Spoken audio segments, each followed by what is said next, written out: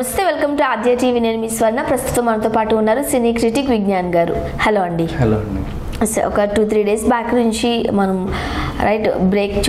Breaking చూస్తున్నాం medico ప్రీతి issue. Right, ఇప్పుడు ఇవాళ ఉదయం నుంచి ఒక ట్రోల్ అవుతుంది. అర్జున్ రెడ్డి ప్రీతిని లాగి సినిమాలో ఇది నా పిల్ల, ఎవరిని చూడకూడదు అని చెప్తే కరెక్ట్ అయిపోయింది. మనం అందరం దాన్ని ఆమోదించి ఆ సినిమా చూసి ఎక్కడికో తీసుకెళ్ళిపోయాం. అదే పని ఇప్పుడు సైఫ్ చేస్తే తప్పైపోయిందా అంటూ కొన్ని ట్రోల్స్ చూస్తూ ఉన్నాం. ఫస్ట్ ఆఫ్ ఆల్ ఏం చెప్తారు మీరు? 1 సెకండ్. అర్జున్ రెడ్డి గురించి అంటే అక్కడ చేసింది హెరాస్మెంటే. ఆ అబ్బాయి అమ్మాయిని అలా చేశాడు, ఒక టైప్ ఆఫ్ ర్యాగింగ్ కైండ్లో చేశాడు. ఇంకొక యాంగిల్లో అంటే బెదిరింపుట, నువ్వు నాకే చెందాలి అన్నట్టుగా చేశాడు. తర్వాత ఆ స్టోరీని చూసి మనందరం బాగా మెచ్చుకొని విజిల్స్ వేసి ఇది ఇంతే అదంతే. ఇంకా ఒక బూతు పదాన్ని కూడా అప్పట్లో బాగా వైరల్ అయింది. రైట్, దాన్ని కూడా సమర్థిస్తూ కూడా చాలామంది ఇప్పటికీ రకరకాల పేర్లు పెడుతూ కూడా వాడుతున్నారు. సరే, ఏదేమైనప్పటికీ ఇప్పుడు ఇక్కడ అమ్మాయి ప్రీతి అయింది కాబట్టి, ఒక మెడికో అయింది కాబట్టి మాట్లాడుతున్నాం. ఇక్కడ అమ్మాయి పేరు వేరే ఉంటే అసలు ఆ సినిమా గురించి ఆలోచించే వాళ్ళ ఎవరైనా? సో మెడికో అండ్ ప్రీతి రెండు కలిసేసరికి ఆ టాపిక్ ఇప్పుడు వచ్చింది. అండ్ నెక్స్ట్ ఇంకొకటి, ఇంకా అర్జున్ రెడ్డి విషయానికి వెళ్తే ఆ సినిమా వేరు, ఈ సిచ్యువేషన్ వేరు. ఓకేనా? అండ్ నెక్స్ట్ సైఫ్ని సమర్థించాలా అనే విషయంలో నేను చెప్తాను. ఇప్పుడు సైఫ్ని సమర్థించాలా అంటే ఇక్కడ జరిగింది ఏంటంటే, యాక్చువల్గా ఎప్పటి నుంచో విద్యా వ్యవస్థలో ఉన్నదే. అంటే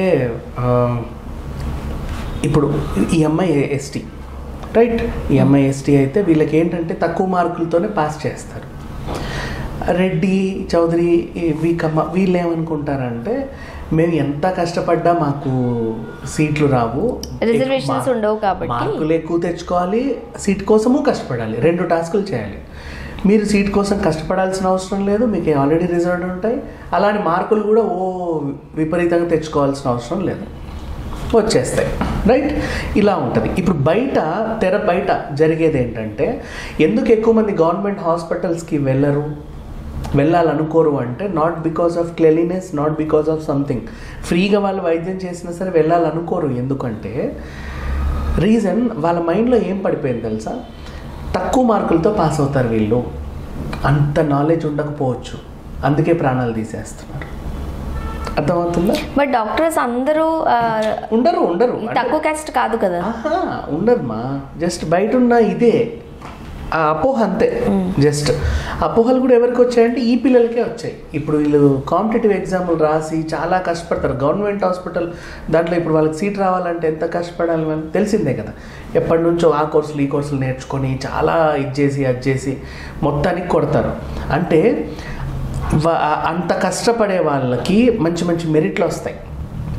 ఓకేనా? ఆ కష్టం వేరు. మళ్ళీ ఆ కష్టంలో వాళ్ళు తప్పిన కొద్దీ రాసుకుంటూ సబ్జెక్ట్ నాలెడ్జ్ ఇంకా పెరుగుద్ది, వాళ్ళకి తగ్గదు.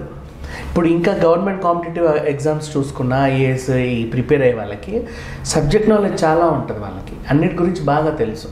రైట్, ఆ రకంగా ఈజీ వేలో వచ్చి సీట్లు పొందే వాళ్ళకి ఏంటంటే ఒక టైప్ ఆఫ్ చిన్న చూపు ఉంటుంది. దాన్ని ఎలా మలిచారు అంటే, ఎస్సీ ఎస్టీ అట్రాసిటీ, కుల పేరుతో దూషణ అని ఒక కొత్త పేరు పెట్టారు. కానీ యాక్చువల్గా వీళ్ళకి ఏంటంటే సైకలాజికల్గా వాళ్ళ మైండ్లో ఉండిపోయింది, వాళ్ళు ఇంద్రబాబు కష్టపడకుండానే వచ్చేస్తారు, మేము చూడు ఎంత రాస్తున్నాం, ఎంత చదువుతున్నాయి అంటాం, ఆమెకు సూదేయడం కూడా రాదు, మాకు ఇది తెలుసు, ఆమెకు మంది వేయడం కూడా రాదు, ఆమెకు ఆ టాబ్లెట్లు చదవడం కూడా రాదు. సో స్టూడెంట్స్కి డిఫరెన్స్ అయితే ఉంటుంది. అలాగే కదా వాడు వాట్సాప్ గ్రూప్స్లో పెట్టింది సైఫ్ అమ్మాయిని హెరాస్మెంట్ అంటే ఆయన ఏం చేయాల. ఇప్పుడు అర్జున్ రెడ్డి లాగా ప్రేమించాల ఆమెని. చాలా మందికి అది తెలియదు. అర్జున్ రెడ్డి లాగా ఆమెను ప్రేమించాల, ప్రేమ పేరుతో ఆమె వెనకాల తిరగల.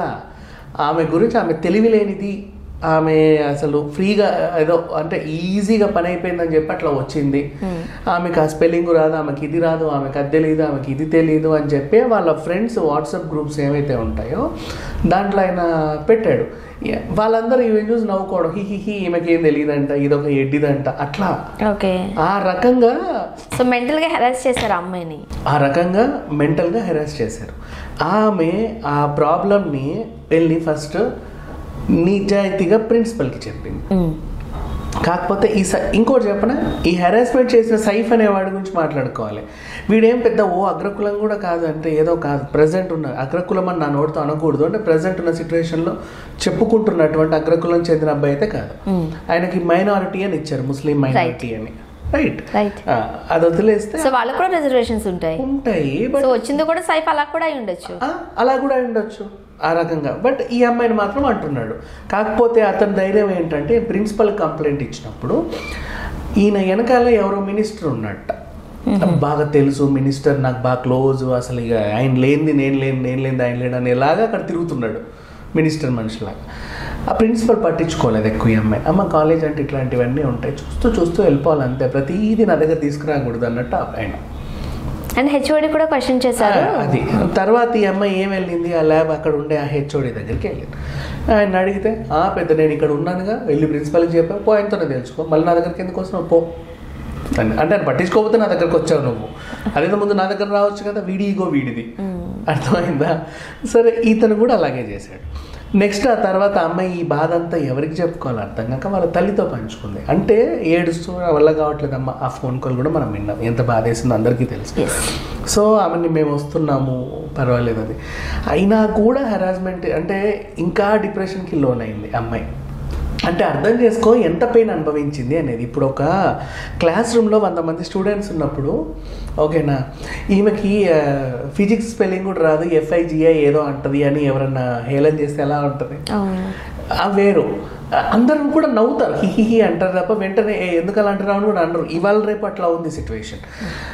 మేము కొంచెం ఇదే అయిపోయింది. అండ్ అందులో కూడా మేబీ ఈ అమ్మాయిని మళ్ళీ వాళ్ళకి ఎట్లా ఒట్టిగానే వచ్చేస్తాయి సీట్లు, FIZICX అని రాసినా కూడా ఆమెకు వచ్చేస్తుంది సీటు, మనమే నేర్చుకొని PHY నుంచి రాసుకోవాలి అని చెప్పేసి అనుకుంటారు. ఇలా అట్లా వచ్చింది దీనికి. అండ్ ఇంకోటి ఏంటి, దీంట్లో ర్యాగింగ్ తీవ్రత ఎంత ఉందో తెలియదు, ర్యాగింగ్కి దీనికి సంబంధం లేదన్నట్టు కూడా ఒక వర్గం మాట్లాడింది. అంటే అది ర్యాగింగ్ వేరు. ర్యాగింగ్ అంటే పనిష్మెంట్ లేయడం, షెట్టిపి కాలేజ్ చుట్టూ తిరుగు, ఈ నెత్తి మీద పెట్టుకొని నేను ఇలా షూట్ చేస్తా, ఇట్లాంటివి ఏవో చేస్తూ ఉంటారు, వరుస పెట్టి వచ్చేయి నీళ్ళు డౌన్ వేసి కాలేజ్ అంతా తిరుగు, అది ర్యాగింగ్ వేరు, ఆ హెరాస్మెంట్ వేరు. ఇది మెంటల్ స్ట్రెస్, అంటే ఊరికి కించపరచడం ఆమెని, ఆమెకున్న ఇదిని. ఆమె కూడా ఏం చేస్తాడంటే మనసు పెట్టి చదువుకోలేకపోవడం, ఏం చేయాలో అర్థం కాకపోవడం, ఆ విధంగా ఇది తయారైపోయింది. సో అట్లా ప్రీతి ఇన్సిడెంట్ జరిగింది. సో ఇకపోతే అది ఇతను ఇప్పుడు ఈ లెటర్ ఎవరైతే రాసుకొచ్చారో ఇందాక మనం చూసింది ఆ చంద్రశేఖర్ అని ఆయన వాదన కూడా కరెక్టే, తప్పని నేను చెప్పను. అంటే ఆ సినిమాని చూసాము, ఆ రోజే ఆ సినిమా మీద ఉమ్మేయాల్సింది, దాన్ని మేము క్లాప్స్ కొట్టాము, ఇప్పుడు మీ చావు కారణం మేమేనమ్మా అన్నట్టు ఆయన రాసుకొచ్చాడు. ఆయన ఏదో బాధతో రాసుకున్నాడే తప్పితే ఇక్కడ అర్జున్ రెడ్డి సినిమాకి దీనికి అసలు లింక్ లేదు, సంబంధమే లేదు. ఫస్ట్ ఆఫ్ ఆల్ అది వేరే సిచ్యువేషన్, ఇది వేరే సిచ్యువేషన్. ఒక పోరం బొగ్గ తిరిగేవాడికి ఒక డీసెంట్ అమ్మాయితో రిలేషన్ లాగా ఒక స్టోరీ రాసుకున్నారు అంతే. ప్రతిదాన్ని సినిమాకి రిలేట్ చేయొద్దు. సినిమాలు చూసి నేర్చుకునే అంశాలు కూడా ఉంటాయి, మరి అవి నేర్చుకోవే.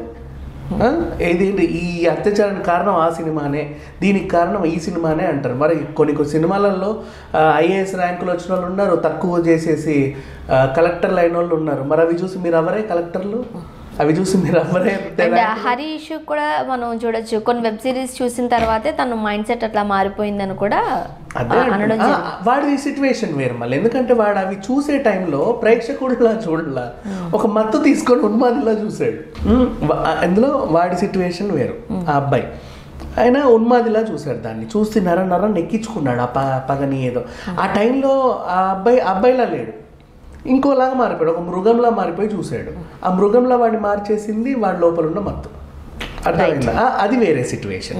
సో ఇక్కడికి వస్తే ఆ సినిమాకి దీనికి అసలు సంబంధం లేదు. అదొక సినిమా, ప్రతిదీ సినిమా చూసి చెడిపోతున్నాం అనేసి అందరు అంటూ ఉంటారు, కానీ దేంట్లో ఏది లేదు. సినిమాలో మంచి ఉన్నప్పుడు నేర్చుకోవడం, చెడు ఉంటేనే దానికి ఆన్సర్ ఉంటుంది. అండ్ అర్జున్ రెడ్డిలో విజయ్ దేవరకొండ వచ్చి ఈ పిల్ల నాది అన్నప్పుడు ప్రీతి దాన్ని ఏం రిజెక్ట్ చేసినట్టు మనకు చూపించలేదు, ఆ పిల్ల యాక్సెప్ట్ చేసినట్టుగానే చూపిస్తారు. సో వెంటనే నెక్స్ట్ మూమెంట్ లోనే ఆమె యాక్సెప్ట్ చేస్తుంది. అక్కడ ఆ ప్రీతి కూడా అక్కడ ఏదో చేసి దేనికి ఫ్యాన్ కి చున్నీ కడితే నువ్వు ఏమన్నా అనుకోవచ్చు, రైట్. ఆ పిల్ల అలా చేయలా, అంతే కదా. ఇక్కడ ఈమె అండ్ ఇకపోతే ఈ అమ్మాయి కూడా మెడికల్ స్టూడెంట్ కాబట్టి అది అనస్థీషియాకి సంబంధించిన అది మెడిసిన్, అది సక్సిలిన్ కోలిన్. అది ఎలా అంటే ఇప్పుడు మనకి ఇక్కడ ఆపరేషన్ చేసేటప్పుడు ఆ చుట్టూ పెయిన్ తెలియకుండా ఒక ఇంజెక్షన్ ఇస్తారు. అది అట్లా అయిపోతుంది ముద్దగట్టి, ఆ మజిల్ని రిలాక్స్ చేస్తుంది. మజిల్ రిలాక్సర్, ఆ మజిల్ రిలాక్సర్ అనేది దానికి ఆ న్యూరోమస్కులర్ది దానికి ఒక డోస్ ఉంటుంది. అంటే ఇక్కడ ఇచ్చుకుంటే ఈ మజిల్ రిలాక్స్ అవుతుంది, ఇంకా దానికి ప్రాణం లేనట్టు కాసేపటి నువ్వు చేయాల్సిన ఆపరేషన్ అంతా చేసేసిన తర్వాత కుట్లేసాక మెల్లిగా అప్పుడెప్పుడో చిన్నగా నొప్పి తెలుస్తూ ఉంటుంది ఇది లాగేసినప్పుడు. అలాంటి ఇంజెక్షన్ని హెవీ డోసేజ్ లాగా తను డైరెక్ట్గా నరానికి ఇచ్చేసుకుంది.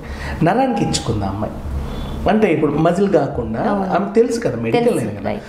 దాన్ని మళ్ళీ అంతకుముందు అమ్మాయి ఏం చేసింది, గూగుల్లో సెర్చ్ చేసింది దీని తీవ్రత ఎలా ఉంటుంది, effects, side effects, advantages, disadvantages, ఎలా ఇలాంటి క్రమంలో వాడాలి అని ఉంటుంది, ఇలాంటి క్రమంలో వాడొద్దు అని ఉంటుంది. ఇప్పుడు కొన్ని సన్ స్క్రీన్స్ మనకు తెలిసిన స్క్రబ్స్ కొన్ని రకాలవి బివేర్ ఆఫ్ ఐస్ అంటారు, కానీ అది ముఖానికి సంబంధించి జాగ్రత్తగా పెట్టుకుంటారు అంతే కదా. ఇట్లాగే ఇప్పుడు ఇది ఈ ఇంజెక్షన్ కూడా జాగ్రత్తగా పర్టికులర్ ఇవ్వాలి.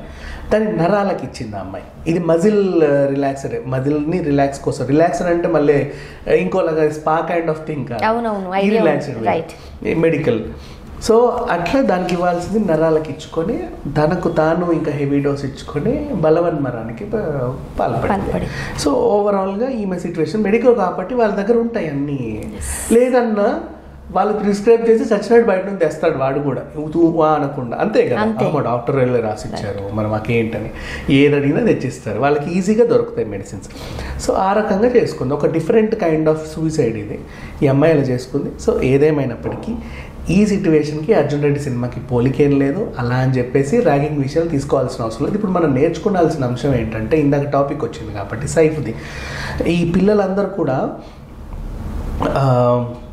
ఇట్లా ఈ అమ్మాయి తక్కువది, మేము ఇలా కష్టపడి వచ్చాము, ఈ వేరియేషన్స్తో రూరల్ ఇన్ఈక్వాలిటీస్ అంటారు.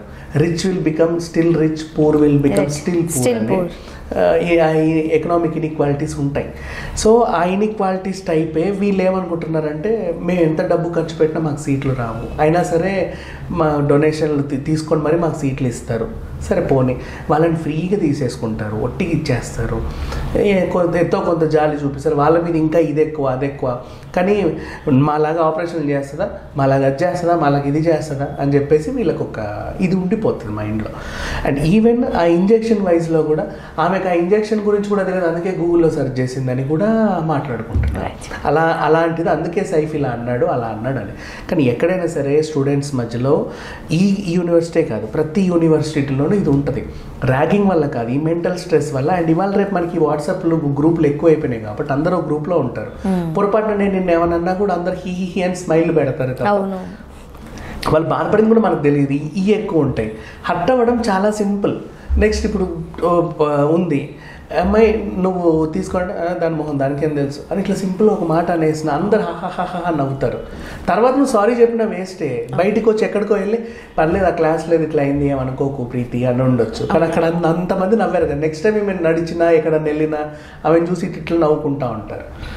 ఇవి మానసికంగా చాలా స్ట్రెస్ ఉంటాయి అమ్మాయిలకి ఇంకా సున్నితంగా. అండ్ ఆమె కూడా ఎక్కడో పాపం గిరిజన తండా నుంచి వచ్చింది. ఇంకొకటి, వీళ్ళ డాడీ ఏఎస్ఐ. ఇప్పుడు ఈమె కేసులో నిందితుడు సైఫ్ కాదు, ఇద్దరున్నారు హిడెన్. ఒకడు ప్రిన్సిపల్, ఇంకొకడు ఎవరు హెచ్ఓడి. వీళ్ళిద్దరు కూడా ఈమె హత్యకు కారణమే. ఇది హత్యే, ఆత్మహత్య కాదు. ప్రేరేపించడం కూడా హత్యే. ఎందుకంటే ఆమె ఊరుకుండలేదు. సో ఖచ్చితంగా వెళ్ళి ప్రిన్సిపల్కి కంప్లైంట్ ఇచ్చింది, హెచ్ఓడికి కంప్లైంట్ ఇచ్చింది. తన బాధ అంతా వాళ్ళ మదర్తో మాట్లాడిందంటే డిస్కస్ చేసింది ఆ అమ్మాయి. ఎక్కడో చోట ఆ రిలాక్సేషన్ వస్తుందా రాకపోతుందా అని. సో ఇట్లాంటి సపోర్ట్ లేకపోయేసరికి అమ్మాయి ఆ డెసిషన్ తీసుకున్నాడు. అమ్మ వచ్చేంత వరకు కూడా ఆగల. అండ్ ఇకపోతే వీళ్ళ డాడీ ఏఎస్ఐ. ఈయన కూడా తెలిసిన సిచ్యువేషన్ని ఆయన దగ్గర ఉన్న ఒక head of the police department వాళ్ళకి చెబితే వాళ్ళు పట్టించుకోలేరు. వాళ్ళు కూడా ఏమన్నారంటే ఇవన్నీ కామన్ అంటారు. వాళ్ళు కూడా పట్టించుకోలేదు. అండ్ తర్వాత ఎప్పుడైతే లాస్ట్ ఆ కమిషనర్ గారు పట్టించుకోవడం జరిగిందో ఆ తర్వాతే మనకి ఈ సిచ్యువేషన్స్ అన్నీ కూడా తెలిసాయి. ఆ కమిషనర్ మాత్రం బాగానే పట్టించుకున్నాడు. సో అంతకుముందు జరిగిన వీళ్ళు పట్టించుకొని ఏఎస్ఐ పై అధికారి ఎవరున్నారో ఆయన ఇంకో మూడో నిందితుడు అవుతాడు. అంటే ఇక్కడ ఈమె హత్య కారణం 4. దీంట్లో అరెస్ట్ చేసింది ఒక్కడనే. ఈ ముగ్గురిని ఏం చేశారు, వీళ్ళు కూడా A2, A3, A4 ఇవ్వాలి. ఇంకా కావాలంటే అసలు వీళ్ళందరూ కూడా A1. వీళ్ళకంటే సైఫ్ చేసింది ఏం కాదు. సైఫ్ అక్కడ ప్రత్యక్షంగా ఉండే యాజ్ ఎ స్టూడెంట్ చెప్పాడు, వీళ్ళు మందలిస్తే వాడు ఊరుకుంటాడు. అవును, ఎంతసేపు పడదు. ప్రిన్సిపల్ మందలించినా వీడు ఊరుకుంటాడు, HOD మందలించినా వీడు ఊరుకుంటాడు, పోలీసులు మందలించినా ఊరుకుంటారు. కానీ వాడు అవేమీ చేయలేదు. అంటే వీళ్ళెవరు అక్కడి వరకు వెళ్ళలేదు. సో అసలు ప్రధాన నిందితులు వీళ్ళనిచ్చి A4గా నేను సైఫ్ని వేస్తానే తప్ప దీంట్లో ఏం కారణం లేదు. అండ్ నెక్స్ట్ అసలు మనం ఒరిజినల్ టాపిక్ విషయానికి వెళ్తే అర్జున్ రెడ్డికి దీనికి ఎలాంటి పోలిక లేదు. సో ఏది ఏమైనా ఇలాంటి సంఘటనలు మళ్ళీ రిపీట్ కాకూడదని మనస్ఫూర్తిగా మళ్ళీ రిపీట్ కాకుండా ఉండాలి అంటే ఎప్పుడైనా సరే ఫస్ట్ ఆఫ్ ఆల్ పోలీస్ స్టేషన్కి అమ్మాయి కోసం కంప్లైంట్ మిస్సింగ్ అని కంప్లైంట్ ఇస్తే వాళ్ళు వెంటనే తీసుకోవట్లా. ఒక particular head of the departments ఎవరైతే ఉన్నారో ఏ చిన్న కంప్లైంట్ వచ్చినా ఇమీడియట్గా రియాక్షన్ తీసుకుంటే అన్నీ సర్దుమణుగుతాయి. ప్రతి దాంట్లో మనం ఇదే మాట్లాడుకుంటున్నాం. అప్పట్లో దిశ దాంట్లో కూడా ఇదే జరిగింది, పోలీసుల సరిగా పట్టించుకోలేదు అని చెప్పేసి ప్రతి కేసులో ఇదే జరుగుతుంది. సో ఫస్ట్ వాళ్ళు మెయిన్ ఎవరైతే ఉన్నారో వాళ్ళు పట్టించుకుంటే మిగతా వాళ్ళు ఒక వీళ్ళు ఎవరైనా మందలిచ్చారు ఇప్పటివరకు? ఎవరు మందలించలేదుగా, యథేచ్ఛగా చేసేసాడు. ఒకరిద్దరు సస్పెండ్ చేసి ఇంటికి పంపిస్తే వాళ్ళ పేరెంట్స్ అన్న చెప్తారు కదా ఇలా చేయకూడదు, తప్పు చేశాడు అర్థం చేసుకోండి, మా బాబు ఇంకెప్పుడు ఇలా చేయడు. ఇవేం చేయాలి వాళ్ళని వచ్చారు కదా, చేసుకోరా పర్లేదు, నోరుపోయి నువ్వు కూడా వాడు ఏం చేసినా అట్లీస్ట్ మీ అబ్బాయి ఇలా చేస్తున్నాడు అని వాళ్ళ పేరెంట్స్ కి చెప్పున్నా వాళ్ళన్నా మందలిచ్చిండేవారు. ఖచ్చితంగా ఏమి చేయలేదు. ఇలాంటివి అయితే మళ్ళీ రిపీట్ కాకూడదండి. Thank you so much.